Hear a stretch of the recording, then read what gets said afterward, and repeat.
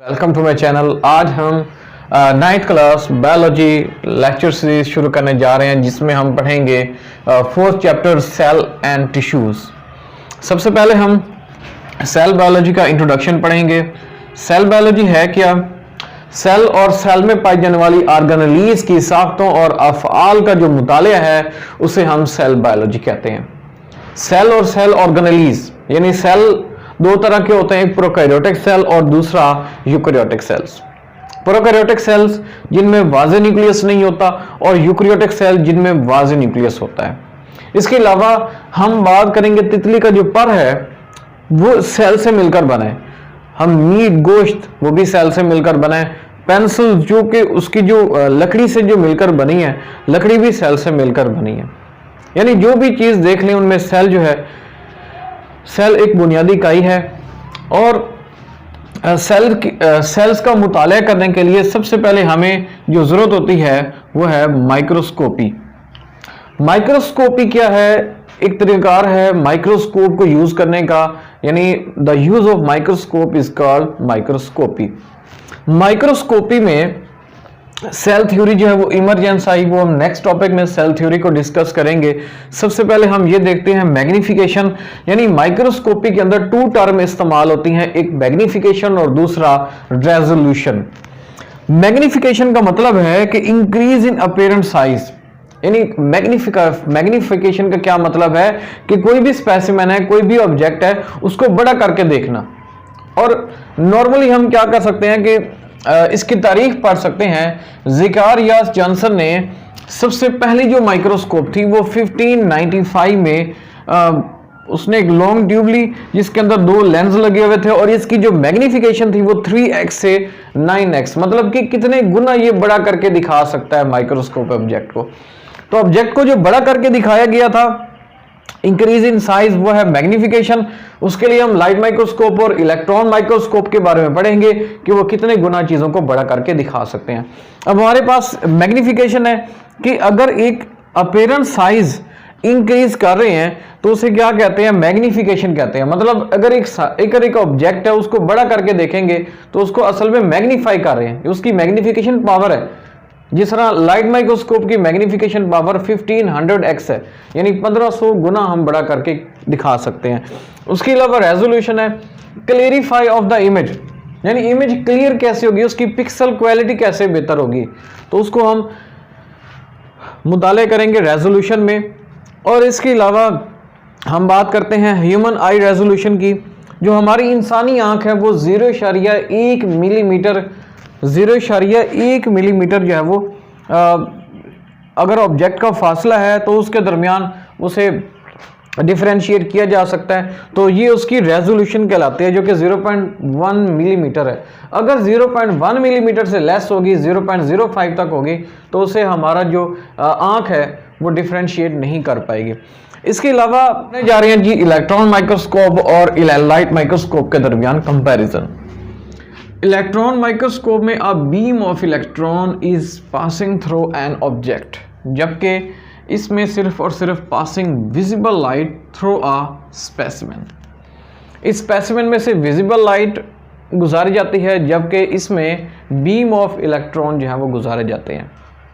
उसके बाद both lenses and object are place in a vacuum chamber, यानी object और लेंस को एक वैक्यूम चैम्बर में रखा जाता है।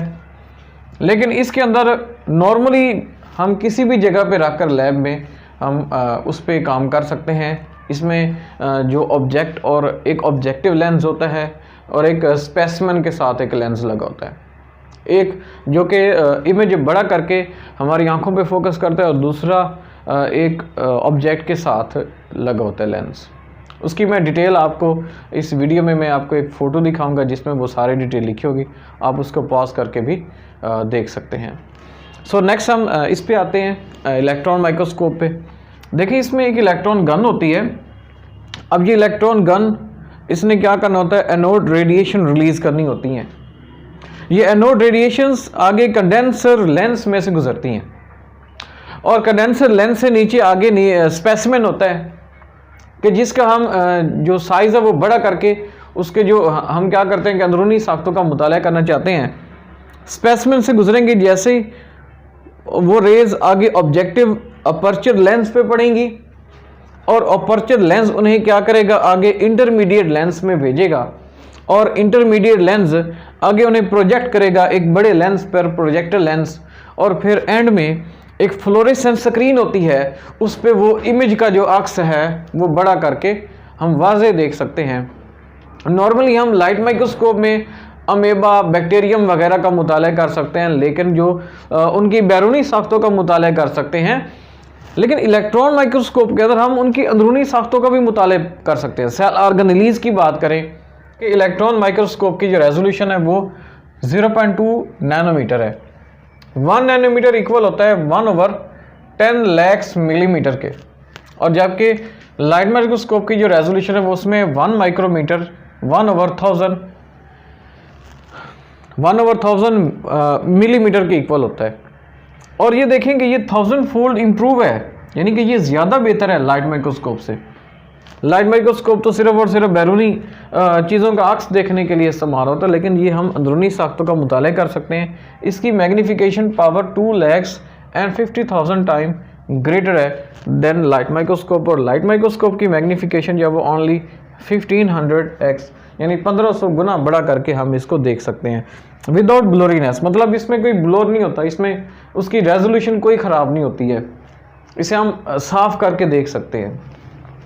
और इसमें image of bacterium can be magnify, इसमें यूग्लिना, अमेबा, पैरामीशियम, उनकी बैरूनी साख्तों का मुताला तो कर सकते हैं, लेकिन अंदरूनी साख्तों का मुताले के लिए हमें इलेक्ट्रॉन माइक्रोस्कोप का सहारा लेना पड़ता है, और उसकी जो मैग्नीफिकेशन पावर है वो 2,50,000 टाइम ग्रेटर है। इसमें हम एटम, सेल, ऑर्गेनेलीज और जो इवन मॉलिक्यूल मतलब DNA, protein, carbohydrates, fats, lipids, इनकी अंदरूनी साख्तों का मुतालिया, और प्रोटीन की जो साख्त है, जैसे अमाइनो एसिड है, अमाइनो एसिड बिल्डिंग ब्लॉक्स हैं, तो पॉलीपेप्टाइड चेन्स, उनके बारे में मुतालिया करने के लिए हम इलेक्ट्रॉन माइक्रोस्कोप का इस्तेमाल। ये तो हम पढ़ने जा रहे हैं history of formulation of cell theory. Cell theory में किसका एक अहम किरदार है, उसके बारे में आइए हम जानते हैं। सबसे पहला जो है जिन्होंने ऑर्गेनाइज किया डाटा को, एंशिएंट ग्रीक फिलोसफर हैं। जो एंशिएंट ग्रीक फिलोसफर हैं, इन्होंने सबसे पहले डाटा को ऑर्गेनाइज किया। फिर उसके बाद अरस्तु जो है उसने सेल थ्योरी की तश्कील में एक अहम किरदार अदा किया कि जो तमाम एनिमल्स और प्लांट्स हैं ये सम हाउ रिलेटेड, यानी किसी न किसी तरह ये आपस में रिलेटेड हैं, उनमें कोई ना कोई एक चीज़ मुश्तरका है। तो अरस्तु ने सबसे पहले अपनी एक स्टेटमेंट जो है वो तजवीज़ की। फिर उसके बाद माइक्रोस्कोप का इस्तेमाल 17वीं सेंचुरी में किया गया। उससे पहले वो लोग जो है माइक्रोस्कोप के बारे में नहीं जानते थे।